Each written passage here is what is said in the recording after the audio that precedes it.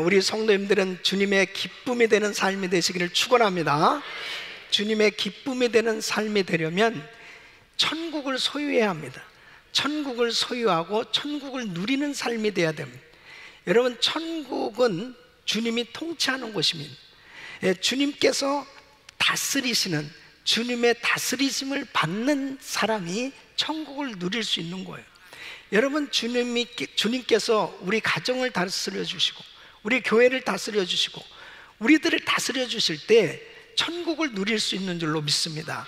주님의 다스리심을 받으며 산다는 것은 가장 행복한 것입니다. 여러분, 우리 주님께서 오늘도 이 자리에 임재하신 줄로 믿습니다. 우리 신자의 최대 소망이 무엇입니까? 우리 성도의 최대의 소망이 뭐예요? 예수 그리스도의 재림입니다. 바로 예수님의 재림이 우리 신자의 최대 소망이에요. 여러분들이 별로 이렇게 아멘이 적은 것은 주님의 재림을 막 사모하는 이 적기 때문입니까? 우리의 최대의 소망은 예수님의 재림이 되어야 합니다. 예수님께서 이 땅에 재림하시면 모든 것이 다 끝이 나는 것입니다.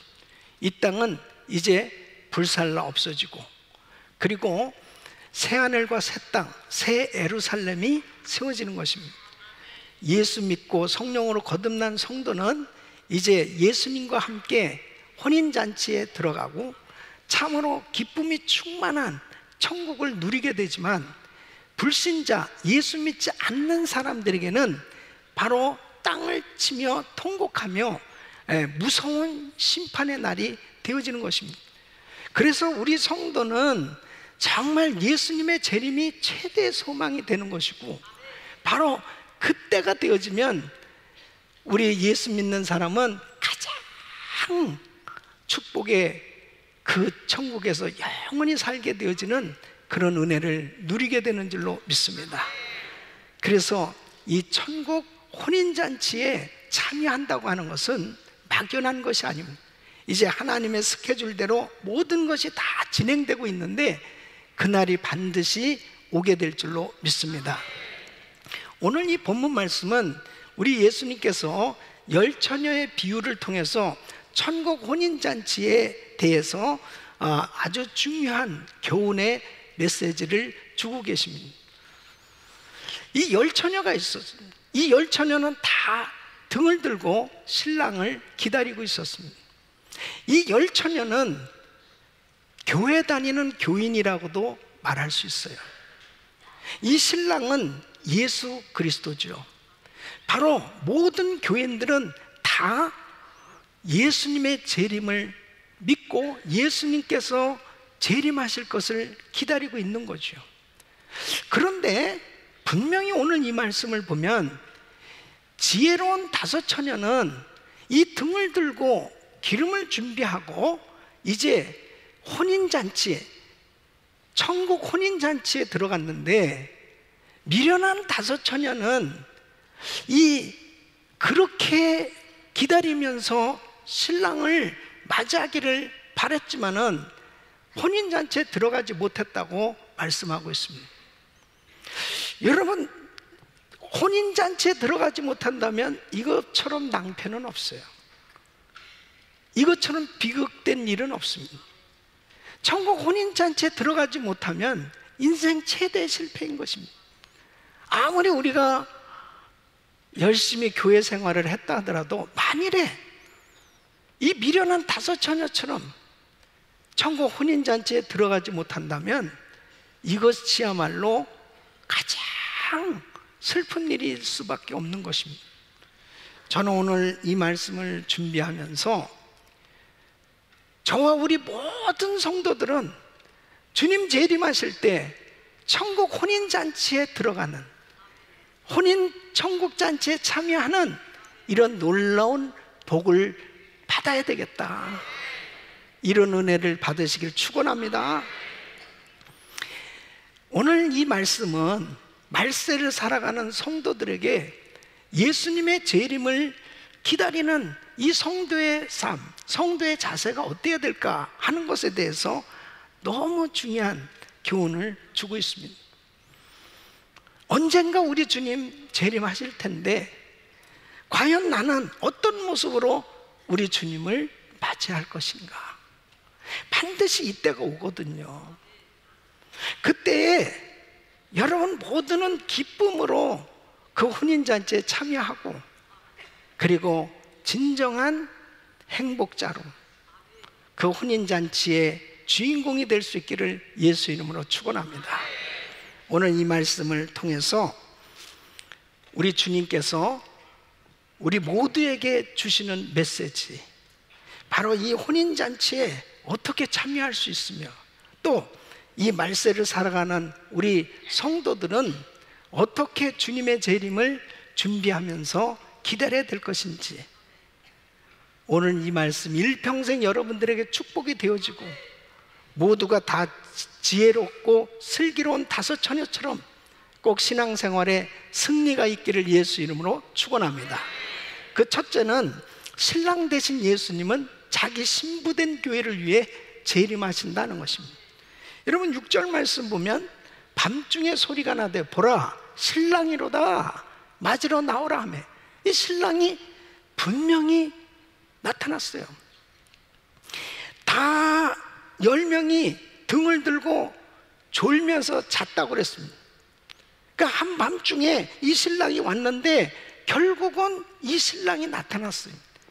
이것은 바로 우리 예수님은 내가 다시 오겠다고 약속하신 그 약속대로 반드시 우리 주님은 재림하실 줄로 믿습니다.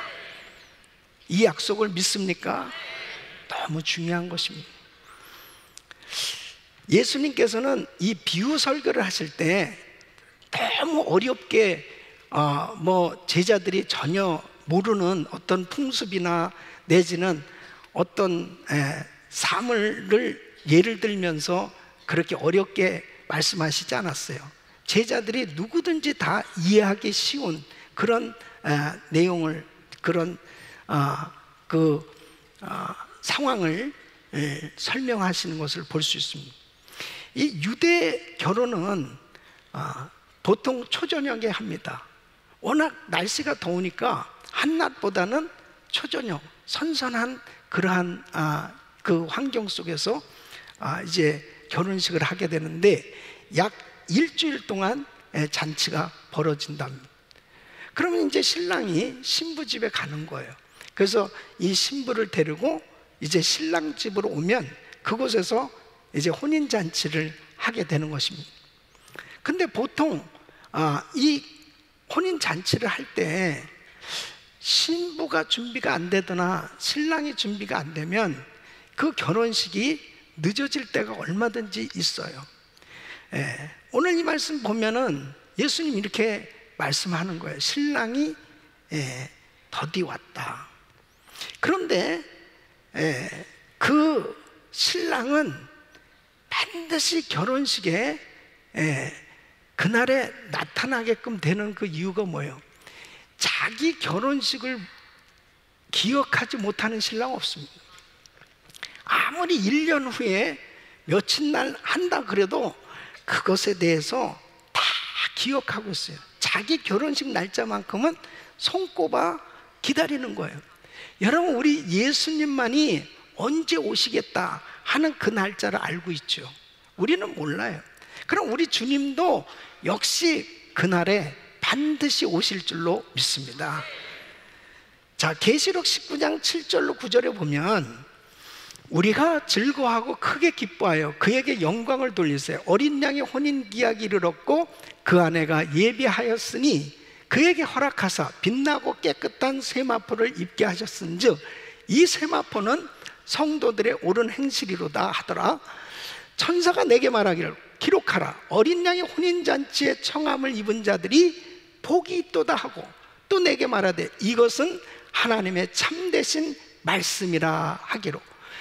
어린 양의 혼인잔치에 청함을 입은 자들이 복이 있다 이렇게 말씀하십니다.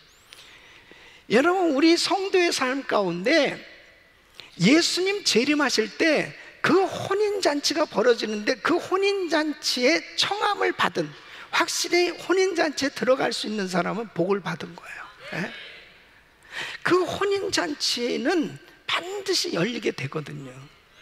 그럴 때 바로 여러분들은 그 잔치에 초대받은 초대장이 분명히 있는가 한번 생각해 보셔야 됩니다. 데살로니가전서 4장 16절로 17절에 이렇게 말씀하십니다.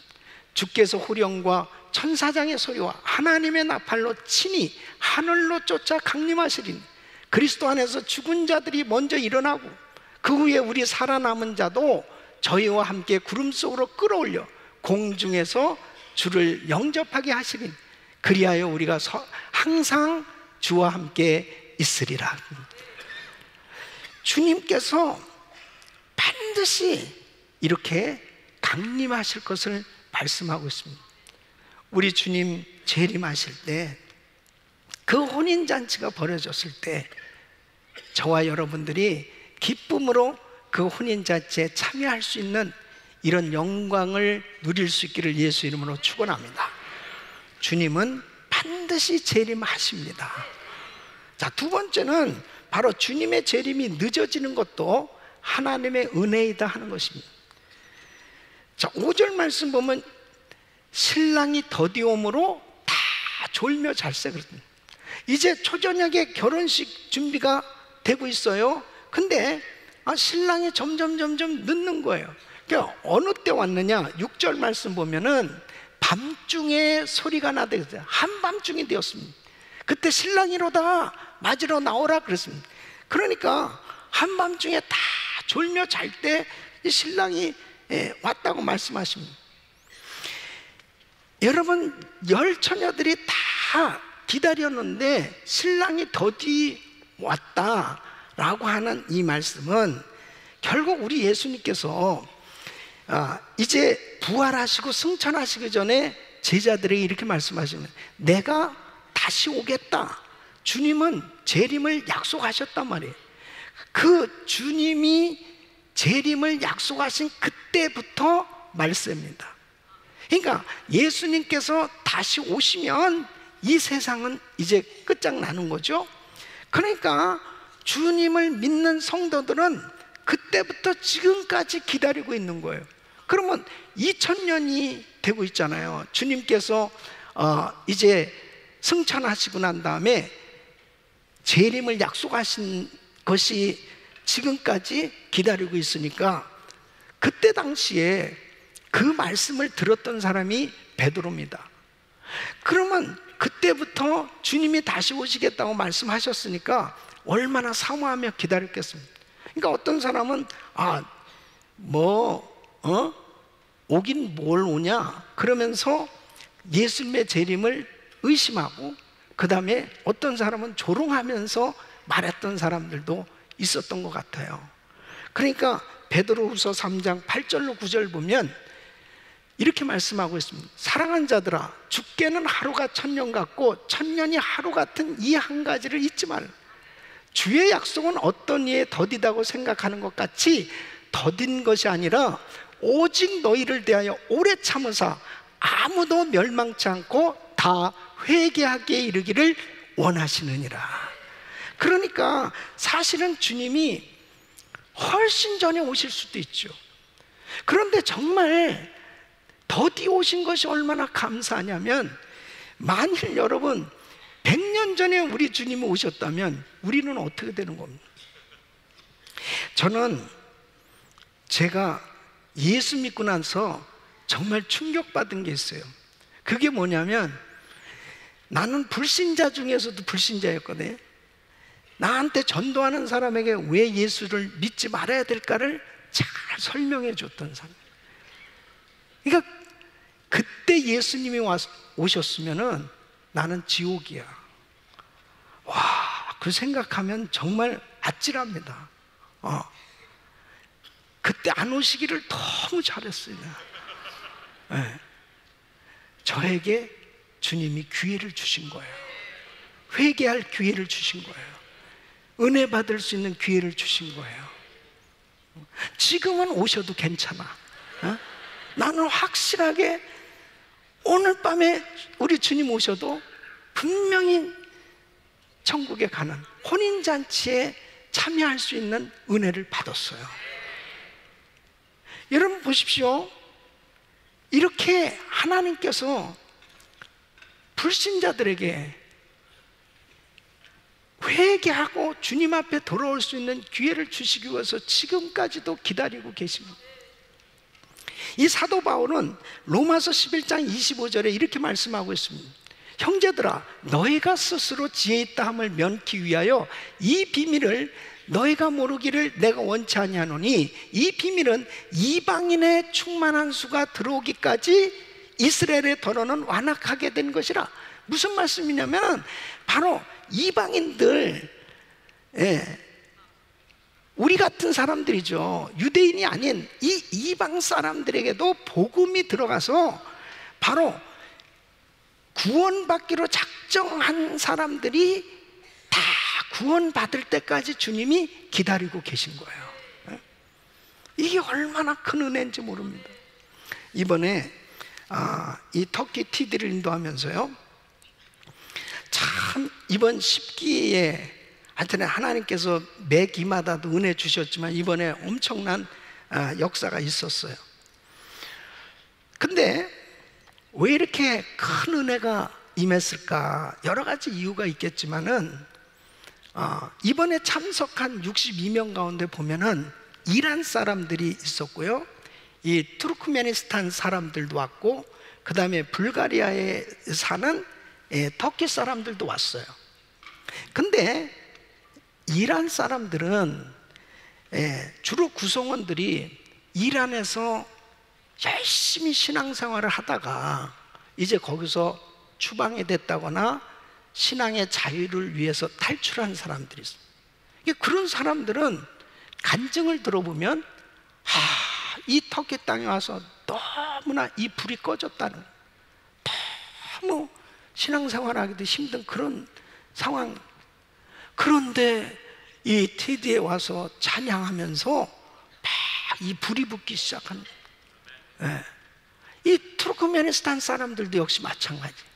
그러니까 여러분 보세요.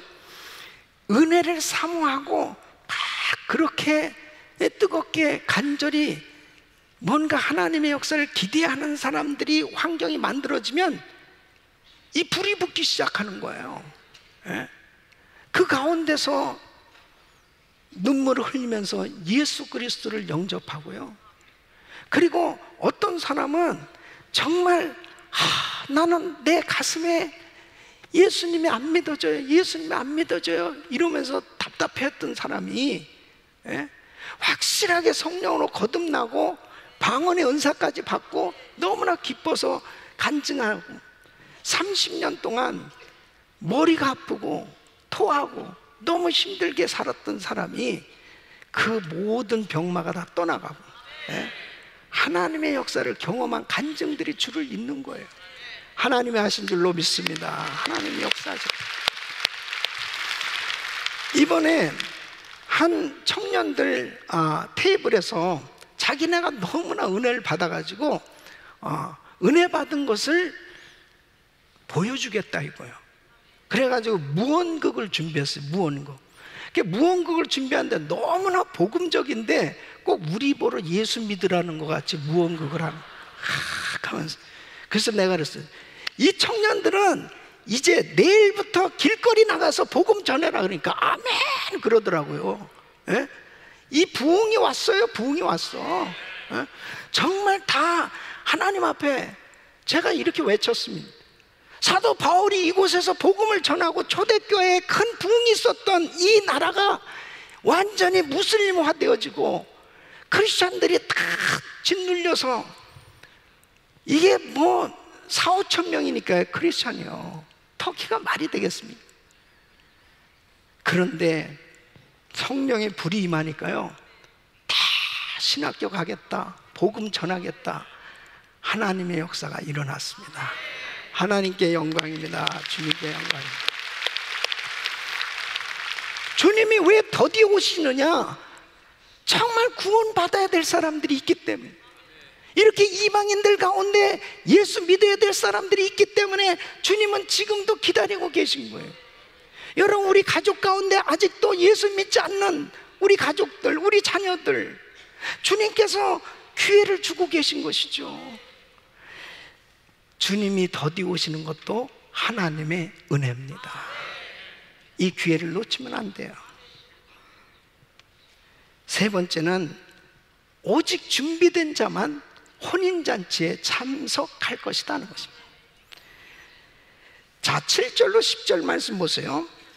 이에 그 처녀들이 다 일어나 등을 준비할세 미련한 자들이 슬기 있는 자들에게 이르되 우리 등불이 꺼져가니 너희 기름을 좀 나눠달라 하거늘 슬기 있는 자들이 대답하여 가로되 우리와 너희의 쓰기에 다 부족할까 하노니 차라리 파는 자들에게 가서 너희 쓸 것을 사라 하니 저희가 사러 간 동안에 신랑이 오므로 예비하였던 자들은 함께 혼인잔치에 들어가고 문은 닫힌지라. 여러분, 10 처녀가 두 부류로 나눠져요. 한 부류는 신랑과 함께 이제 이 혼인잔치에 들어갔어요. 근데 한 부류는 기다렸지만 준비되지 못해서 결국 혼인잔치에 참여하지 못한 미련한 5 처녀가 있다고 말하고 있습니다. 자, 무엇이 문제예요? 지금 10 처녀가 다 등을 들고 같이 기다렸는데 5 처녀는 이제 그 혼인잔치에 들어가고 5 처녀는 혼인잔치에 들어가지 못한 그 이유가 무엇일까? 등을 준비한 등은 들고 있는데 기름에 그 잔에 기름을 준비하지 못한 그 그릇에 기름을 준비하지 못한 이 5 처녀들이 들어가지 못했다는 거예요. 근데 그 들어가지 못한 사람에 대해서 주님이 너무나 냉정하게 말씀하십니다. 12절 말씀 보면 이렇게 말씀을 하십니다. 진실로 너희들은 내가 너희를 알지 못하노라.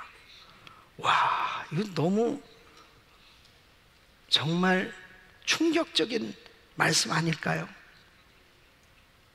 등을 가지고 그 신랑을 기다렸는데 야, 너 몰라. 여러분, 만일 이런 소리를 듣는다면 땅을 칠 일이죠. 너무 힘든 거예요. 마태복음 7장 22절로 23절에 보면 그날에 많은 사람이 나더러 이르되 주여 주여 우리가 주의 이름으로 선지자 노릇하며 주의 이름으로 귀신을 쫓아내며 주의 이름으로 많은 권능을 행치 아니하였나이까 하니 그때 내가 저희에게 밝히 말하되 내가 너희를 도무지 알지 못하니 불법을 행하는 자들아 내게서 떠나가라. 이거 얼마나 낭패입니까? 제가 선지자 노릇 했다는데요, 근데 내가 너 알지 못해. 이것만큼 고통이 어디 있겠습니까? 이 비유의 핵심이 뭐예요? 오늘 이 비유가 우리에게 천국에 관하여 가르쳐주는 교훈이 뭡니까? 주님 만날 수 있는 준비가 되어야 한다는 것입니다. 바로 이 기회를 놓지 말라는 거예요. 이 비유의 핵심은 기름을 준비하는 지혜예요. 그러면 이 기름이 뭡니까? 신학자들은 여러 가지로 해석하지만 이 기름은 믿음과 성령을 의미하는 것입니다. 정말 내가 확실한 믿음을 가지고 있는, 내가 확실하게 성령으로 거듭났는가? 이 분명한 것은 어느 때 구분이 되느냐? 신랑이 오실 때 구분이 된다는 거예요. 그 전에는 알곡과 가라지처럼 구분하기가 어렵다는 거예요. 구분하기가 어렵다. 그래서 여러분, 중요한 것이 고린도후서 13장 5절에 이렇게 말씀하고, 너희가 믿음에 있는가 너희 자신을 시험하고 너희 자신을 확증하라. 예수 그리스도께서 너희 안에 계신 줄을 너희가 스스로 알지 못하는, 그렇지 않으면 너희가 버리운 자니라. 그러니까 우리가 믿음에 있는가 우리 자신을 시험하고 우리 자신을 확증해 봐야 돼요. 예. 여러분, 가족 가운데 부모님이 너무 신앙이 좋은 분 있잖아요. 우리 부모님은 정말 교회를 몇 개씩 개척하시고 뭐 성전도 건축하시고 굉장히 믿음이 좋으신 부모님 가정에 태어난 자녀들이 저절로 구원받습니까? 우리 배우자는 너무 믿음이 좋아. 그 배우자가 믿음이 좋아서 저절로 그 배우자가 그냥 구원받습니까? 아니잖아요. 어떤 분은 그래요. 재미난 얘기는 뭐 주님 오시면은 들림 맞는다고 그러는데 저는 걱정이 없습니다. 제 아내가 워낙 믿음이 좋아서 같이 묶고서 자면은 같이 따라 올라간대. 그렇게 될 수 있으면은 조금 올라가다가 떨어져요. 안 돼. 여러분, 구원은 개인적인 문제입니다.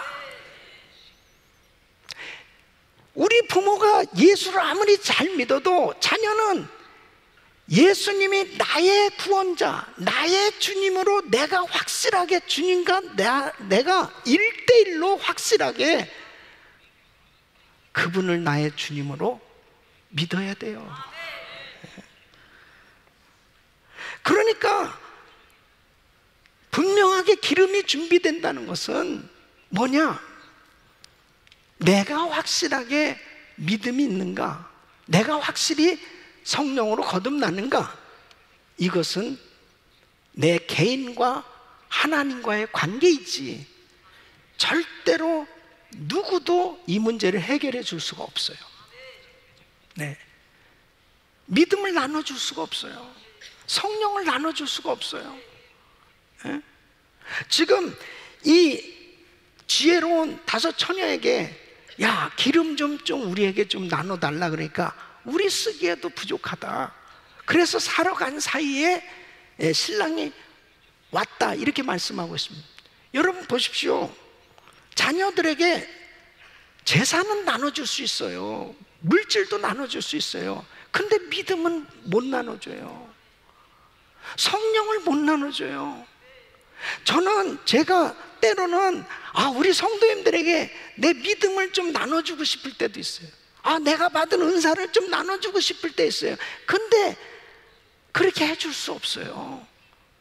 여러분이 믿음을 얻어야 돼요. 여러분이 구원을 받아야 돼요. 네? 오직 준비된 자만이 혼인잔치에 들어갈 수 있어요. 준비되지 않으면 안 됩니다. 네? 이 기회를 놓치면 안 돼요.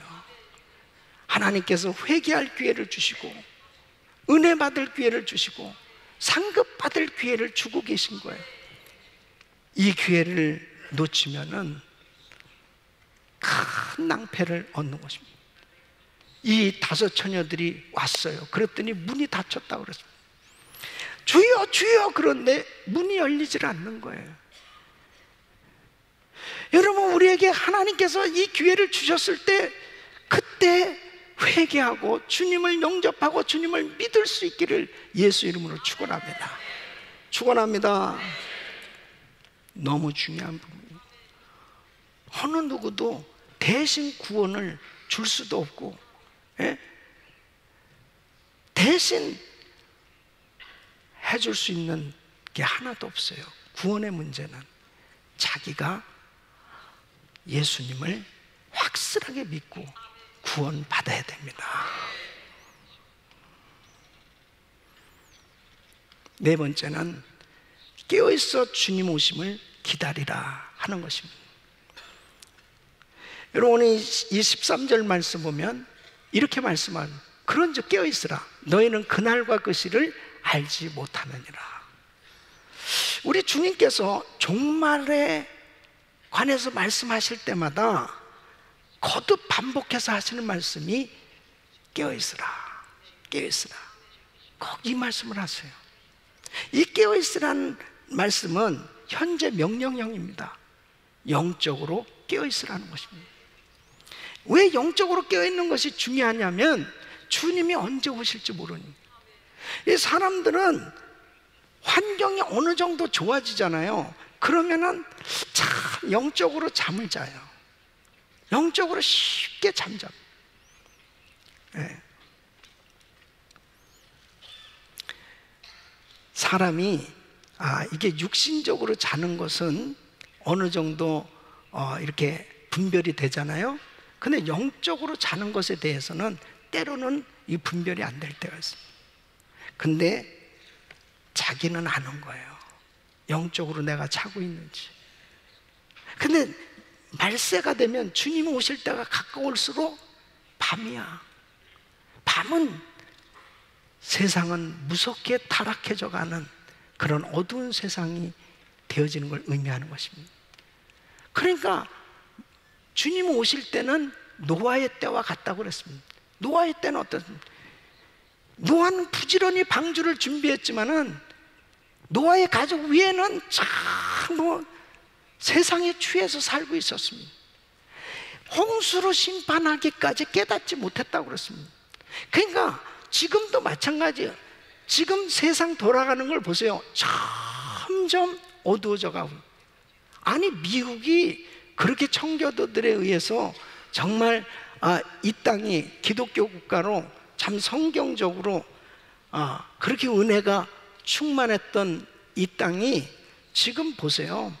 성경에서 완전히 벗어난 이런 나라로 전락해가고 있어요.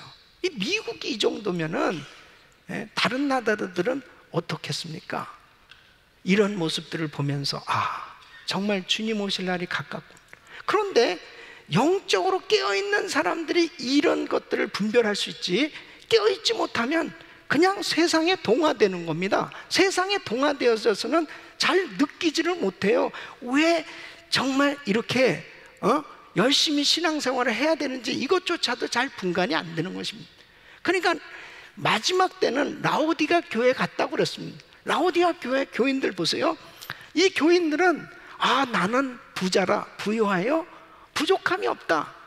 물질적으로 풍요하게 사니까 마치 영적으로도 풍요한 것 같이 그렇게 생각하는 것입니다. 근데 주님께서 정확하게 진단해 주시는데, 야, 너 실상은 눈이 멀었어. 너 실상은 벌거벗었어. 영적으로 보니까 그냥 알거지라는 거예요. 너는 사실 영적으로 가난해. 그래서 안약을 사서 발라서 네 눈을 보게 하고 흰옷을 사서 입어서 너의 부끄러운 수치를 가려. 바로 너는 차든지 덥든지 알아. 미지근하면 내가 토하여 내치겠다. 이 라오디아 교인들 보니까 너무 미지근한 신앙생활을 하고 있다는 거예요. 영적으로는 다 소경이고, 그 다음에 죄악 가운데 타락해져가는 세상에 동화돼서 그렇게 살고 있다는 거예요. 그런데도 우리는 괜찮아. 우리는 그냥 부족함이 없어. 그런데 주님이 보실 때는 아니라는 거죠. 회개하라고 주님 말씀하시는 거예요. 사대교회 어떻습니까? 사대교회에 대해서는 주님이 이렇게 말씀하십니다. 사대교회는 내가 살았다는 이름은 가졌으나 실상은 죽은 자로다. 죽은 교회라는 거예요. 죽은 교회. 영적으로 죽었다는 거예요. 영적으로 죽었다는 거예요. 그러니까 주님이 보셨을 때 살았다고는 하지만 너 영적으로 죽었어. 영적으로 깨어있지 못하면 내가 영적으로 죽었는지 살았는지도 알지 못한다는 것이죠. 사랑하는 성도 여러분, 영적으로 깨어있기를 바랍니다. 그래야 주님 오실 날을 준비할 수 있어요. 로마서 13장 11절로 14절 보면, 또한 너희가 이 시기를 알거니와 자다가 깰 때가 벌써 되었으니 이는 이제 우리의 구원이 처음 믿을 때보다 가까웠으니 밤이 깊고 낮이 가까웠으니 그러므로 우리가 어둠의 일을 벗고 빛의 갑옷을 입자. 낮에와 같이 단정히 행하고 방탕과 술 취하지 말며 음란과 호색하지 말며 쟁투와 시기하지 말고 오직 주 예수 그리스도로 옷 입고 정욕을 위하여 육신의 일을 도모하지 말라. 깨어있기를 바랍니다.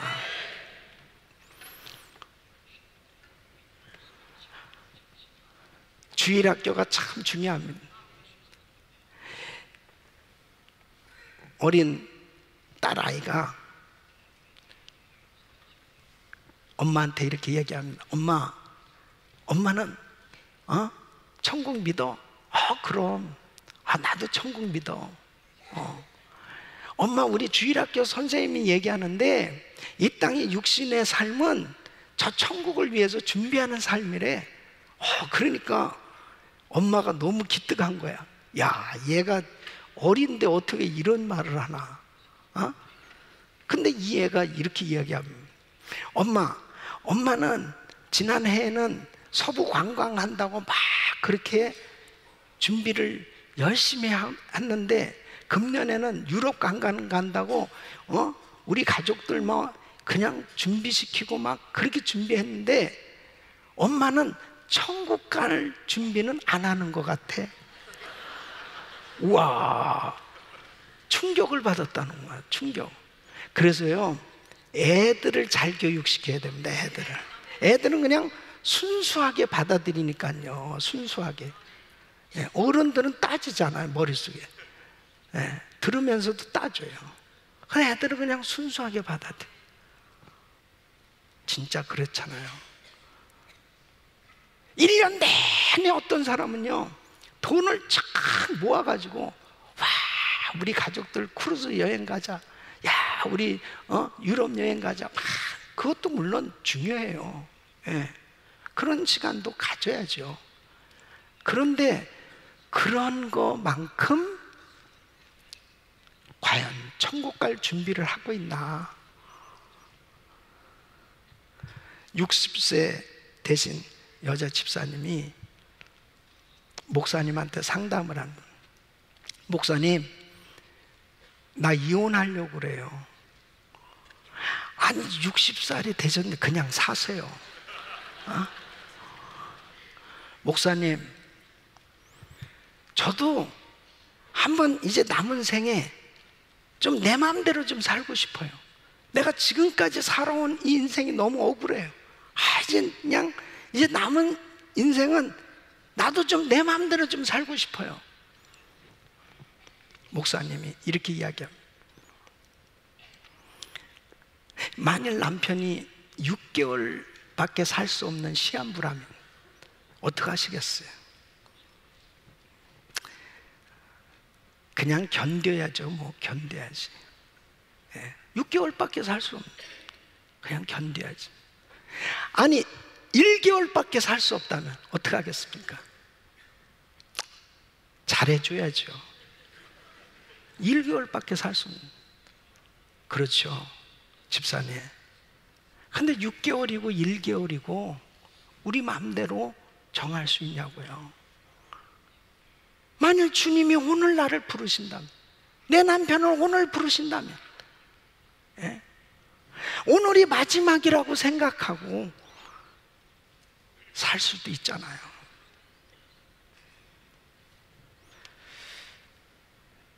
그렇습니다. 주님께서 베드로전서 4장 7절에 이렇게 말씀합니다. 만물의 마지막이 가까웠으니 그러므로 너희는 정신을 차리고 근신하여 기도하라. 오늘이 나의 마지막이라고 생각하고 살라는 거예요.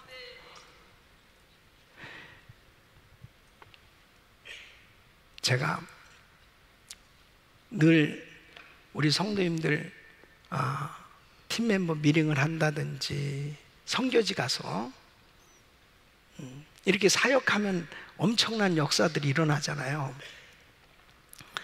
우리 성도님들이 참 너무 귀해요.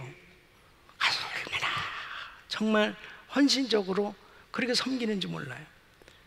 피 한 방울 섞이지 않은 사람들, 다른 인종들, 아무도 모르는, 우리가 잘 알지도 못하는 사람들에게도 정말 그들을 붙들고 기도해주고, 특히 이 터키 사람들은요, 이 인사를 하면 양쪽 뺨을 뺐는데 얼마나 이 수염 때문에 지금까지 얼얼해요. 지금까지. 그러면서 정말 사랑을 나누거든요.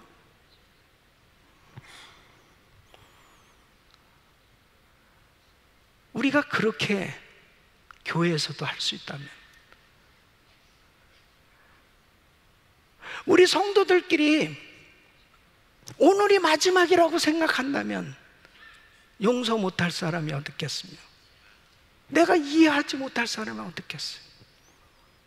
주님은 정신을 차리라는 거예요. 깨어있으라는 거예요. 주님께서는 바로 오늘이라도 나를 불러 가실 수도 있고, 주님 오늘이라도 오실 수 있는데, 주님 앞에 내가 어떤 모습으로 설 것이냐 준비되어야 한다는 것입니다.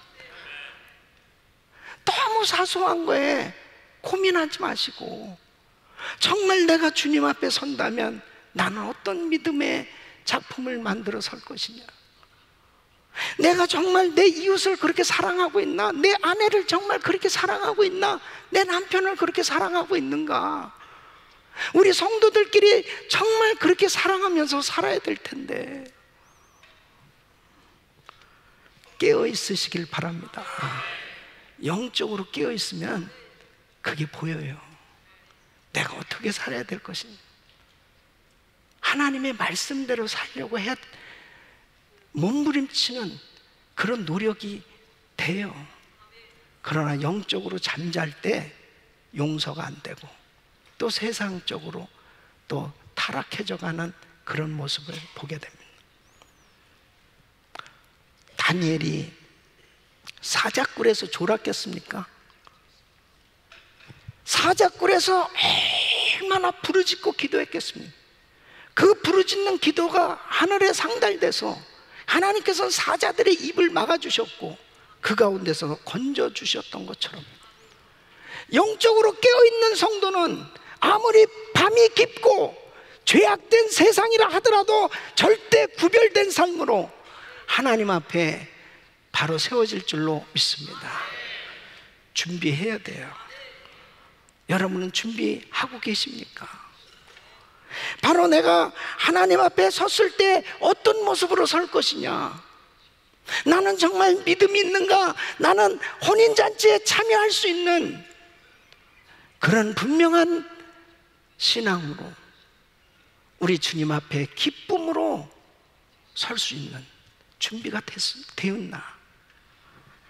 무엇보다도 하나님 앞에 설 수 있는 준비가 될 수 있기를 예수 이름으로 축원합니다. 주님은 반드시 다시 오십니다. 그날은 꼭 있어요. 그때 단 한 사람도 땅을 치면서 통곡하면서 후회하는 일이 없이 모두가 기쁨으로 주님을 맞이할 수 있는 이런 은혜가 있기를 예수 이름으로 축원합니다. 4014 금식 기도를 하고 1000번째 기도를 하고 이렇게 하나님 앞에 기도함, 이런 시간들을 갖는 것은 깨어서 우리들 자신을 돌아보고 하나님 앞에 아름답게 세워지기 위한 훈련이란 사실을 꼭 기억하시고, 우리 귀한 성도님들이 단 한 사람도 빠짐없이 우리 주님 앞에 기쁨이 되어지는 삶이 될 수 있기를 예수 이름으로 축원합니다.